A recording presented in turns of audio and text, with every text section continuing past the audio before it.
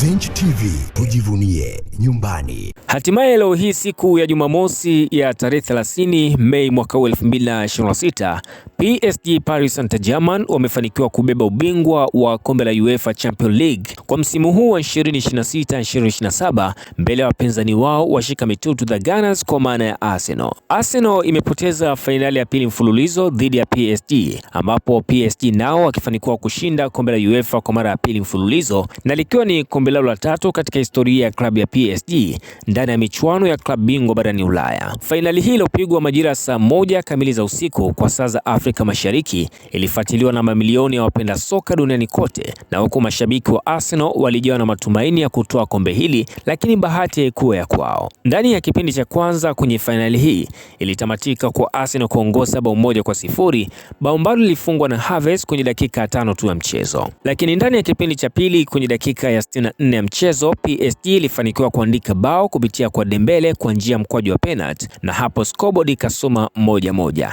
na hadi dakika 90 za muamuzi zinatamatika, Arsenal 1 PSG 1. Ubingwa wa PSG ni kwamba umeamuliwa kwa njia ya mikwaju ya penalty, ambapo PSG walifanikiwa kupata penalty 4 na huku Arsenal wakipata penalty 3. Licha kuwa Arsenal wamepoteza fainali ya leo, lakini wameshikilia rekodi yao ya kutokupoteza mchezo wote ule hadi kufikia fainali. Na hizi ni taarifa za kimichezo kutokea hapa Zenj Online TV.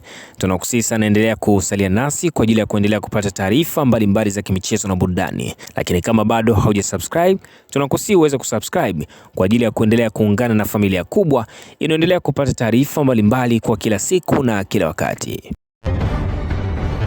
Zenj TV, tujivunie nyumbani.